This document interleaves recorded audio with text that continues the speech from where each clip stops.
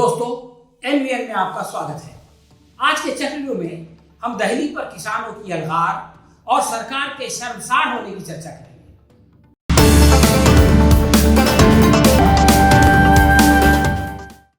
दोस्तों, ये कैसी सरकार है कि जिसको अपने किसानों से डर लगता है?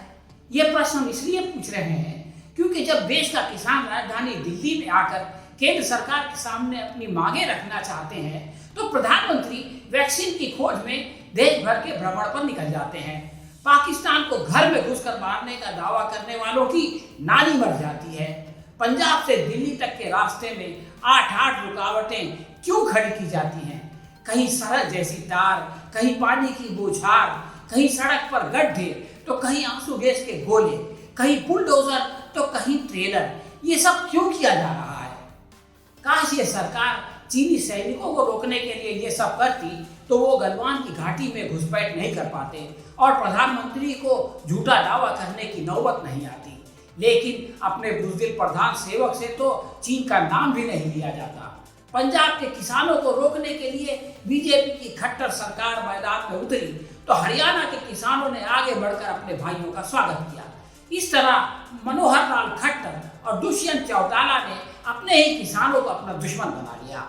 हरियाणा के कुरुक्षेत्र में पहली बार संघ की बदौलत जवान और किसान एक दूसरे के आमने सामने हो गए। इन सारी रुकावटों को रोकते हुए जब किसान राजधानी की तरफ बढ़े तो राजधानी दिल्ली की ऐसी घेराबंदी की गई जैसे कोई विदेशी सेना टैंक पर सवार होकर दिल्ली पर यलगार करने के लिए आ रही है। हालांकि ये तो अपने किसान थे जो ट्रैक्टर पर केवल ये मांग कर रहे थे कि हमें संविधान दिवस के अवसर पर अपनी राजधानी में आकर प्रदर्शन करने दिया जाए। संविधान के अंदर हर व्यक्ति और हर संगठन का यह अधिकार मान्य किया गया है। केंद्र सरकार को इसके हनन का अधिकार किसने दे दिया? क्या दिल्ली किसी के बाप की है जिसे अपने नागरिकों को राजधानी में आने से रोकने का अधिकार मिल गया है? केंद्र सरकार के सारे जतन जब नाकाम हो गए तो प्रशासन ने दिल्ली सरकार से 9 स्टेडियम को जेल बनाने की अनुमति मांगी। दिल्ली के सरकार ने इनकार करके धुतकार दिया और कहा कि ये किसान कोई क्रिमिनल या आतंकवादी नहीं है। सरकार के विरोध प्रदर्शन करना उनका अधिकार है, हम उनका समर्थन करते हैं। इस प्रकार दिल्ली की केजरीवाल सरकार ने केंद्र के अधीन प्रशासन को सन्नाटेदार तमाचा मारा। इसके बाद केंद्र को झुकना पड़ा। गुजरात का शेर दिल्ली बन गया। किसानों को दिल्ली में प्रदेश की अनुमति देनी पड़ी। किसानों की इस महाविजय पर गोदी मीडिया ने पहले तो ये प्रश्न किया कि किसानों को कौन भड़का रहा है और फिर उत्तर दिया कि ये खालिस्तानी है। पंजाब का किसान अगर खालिस्तानी है तो हरियाणा और उत्तर प्रदेश का किसान उनके साथ क्यों लाठी खा रहा है? देश भर का किसान उनका समर्थन क्यों कर रहा है?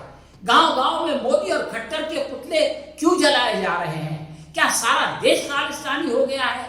और कृषि मंत्री नरेंद्र तोमर इनसे बातचीत करने के लिए क्यों सहमत हो गए हैं? इन सारे प्रश्नों का जवाब इस गोदी मीडिया को देना पड़ेगा।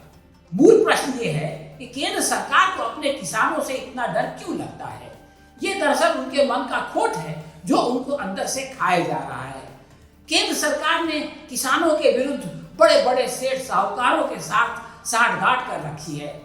उन साहूकारों के हितों की रक्षा के लिए वो वचनबद्ध है और उनके साथ किसानों के शोषण में भागीदार है। इसलिए उसे अपने ही किसान शत्रु और उनके दुश्मन सरमायादार मित्र दिखाई देते हैं। परंतु याद रखें प्रधान जी, राज्यसभा में तो धोखे से कानून बना लिया, परंतु मैदान की महाभारत में आप हार चुके हैं। आपकी बनवास पर जाने का समय आ चुका है। आपकी उल्टी गिनती शुरू हो चुकी है। ये किसान अब आपको नहीं छोड़ेंगे। अब झोला उठाइए और अपने पलायन की तैयारी कीजिए क्योंकि सिंहासन को खाली करो, अब किसान आए हैं। दोस्तों, ये है हमारा आज का विश्लेषण। हमारे किसान भाइयों के लिए हम उनका दर्द महसूस कर रहे हैं जिनके ऊपर नवंबर की ठंडी में जो है वो ठंडे पानी की बौछार की गई और जिनको रोकने के लिए 1000 जतन लगाए गए, लेकिन ये रोकने वाले नाकाम हो गए और बढ़ने वाले कामयाब हो गए। और उनका ये संघर्ष अपना रंग दिखाएगा। उनकी ये कुर्बानी जरूर देश में एक नई सुबह को जन्म देगी। दोस्तों, आपको हमारा ये वीडियो कैसा लगा हमें कमेंट बॉक्स में लिखकर बताएं। अगर ये वीडियो आपको पसंद आई हो तो अपने दोस्तों में इसे शेयर करें और इसे लाइक करें। हम बहुत जल्द किसी और विषय के साथ आपकी सेवा में फिर उपस्थित होंगे। तब तक के लिए आज्ञा दीजिए। धन्यवाद।